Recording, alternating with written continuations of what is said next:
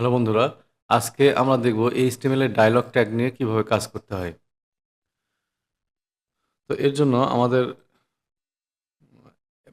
HTML practice নামে একটা folder create করা আছে।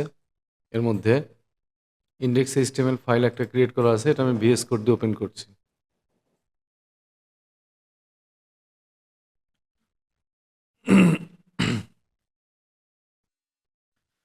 এখানে আমি একটা প্যারাগ্রাফ ট্যাগ নিচ্ছি, কিছু ডেমো টেক্সট নিচ্ছি, আর এখানে আমি ডায়ালগ নামে একটা ট্যাগ নিচ্ছি, এখানে লিখতেছি ওয়েলকাম। যদি আউটপুট দেখি তাহলে কেমন দেখায়।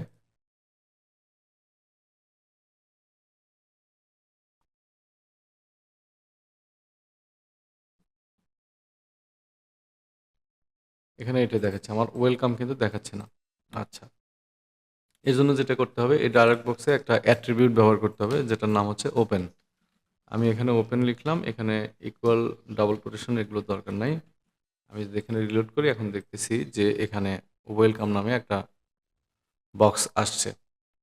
তো প্যারাগ্রাফের মধ্যে এরকম কোনো বক্স শো করার জন্য ডায়লগ ট্যাগ ব্যবহার করা হয়, বা কোনো বক্সের ভিতরে টেক্সটকে কোনো কিছুকে হাইলাইট করার জন্য এই ডায়লগ ট্যাগটা ব্যবহার করা হয়। তো এখন আমি যদি চাই এটাকে একটু স্টাইল করব, একটু ডিজাইন করব, সেটা করতে পারি। যদিও সিএসএস বা স্টাইল নিয়ে আগামীতে ডিটেল ক্লাস হবে।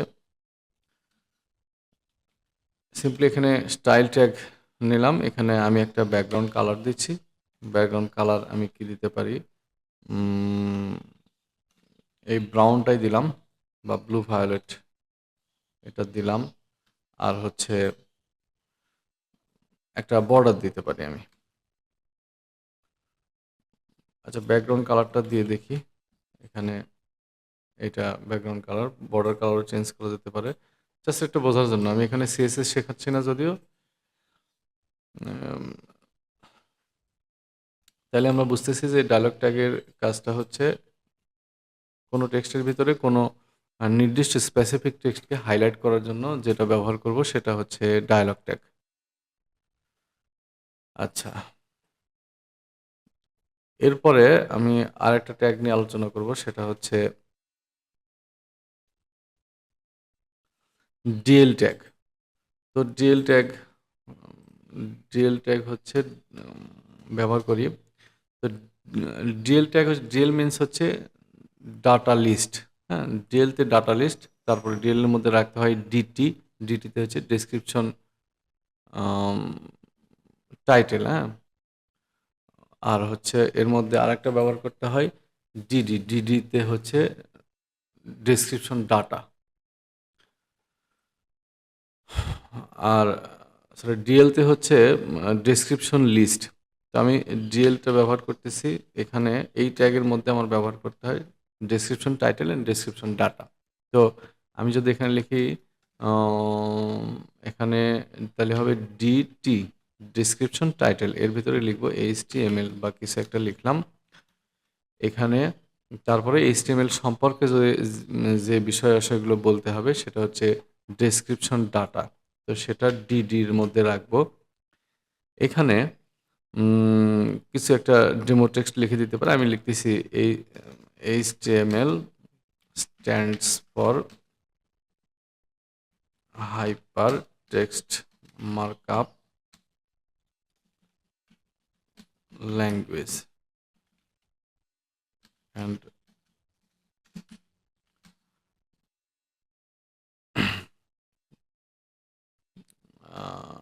it is widely used to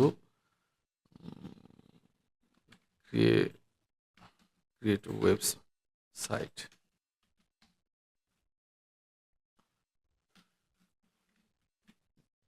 এইটা হচ্ছে তাহলে আমার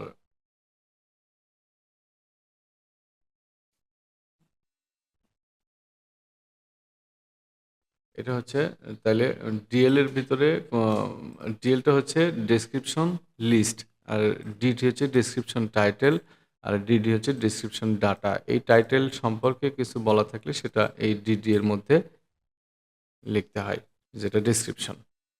আচ্ছা দেখি আউটপুট দেখি সেটা কেমন দেখায়। এখানে আমি যদি রিলোড করি আমার পেজটা, তাহলে দেখতেছি এখানে এইচটিএমএল, দেন এইচটিএমএল সম্পর্কে এখানে কিছু ডাটা দেয়া আছে। হুম, এটা হচ্ছে এটার কাজ। আচ্ছা, আরো কিছু অল্প কিছু ট্যাগ শিখবো সিম্পলি। আরেকটা হচ্ছে ইএম ট্যাগ। তো উম, কোনো মানে টেক্সটকে যদি আমি একটু একটু বাঁকা আকারে শো করাইতে চাই, হুম, তাইলে সেটা করতে পারি ইতালিক ফরম্যাটের মতো। সেটা ইতালিকের জন্য আলাদা আই ট্যাগও আছে। এখানে ইএম দিয়ে একটা লিখতেছি, এখানে আমি কিছু লিখি যে উম, মানে এই ইএম দিয়ে কিন্তু কোনো নির্দিষ্ট টেক্সটে হাইলাইটও করা যায়। যেমন আমি যদি সেম বিষয়টা এখানে লিখি যে এইচটিএমএল এখানে আমি লিখতেছি, পুরোটা আমি পি ট্যাগের মধ্যে রাখতে পারি, প্যারাগ্রাফ ট্যাগ, দেন এইচটিএমএল এখানে লিখি সেম বিষয়। এটাকে কপি করে নিয়ে আসি, এখানে বসাচ্ছি। HTML stands for hyper text markup language. আর এখন আমি এর ভিতরে একটা আই ট্যাগ ব্যবহার করি যেটা ইতালিক হবে, হ্যাঁ? তাহলে আমি সেটাকে যদি এই টেক্সটটা এর ভিতরে একটু রাখি, জাস্ট একটু বোঝার জন্য, আর কিছু না।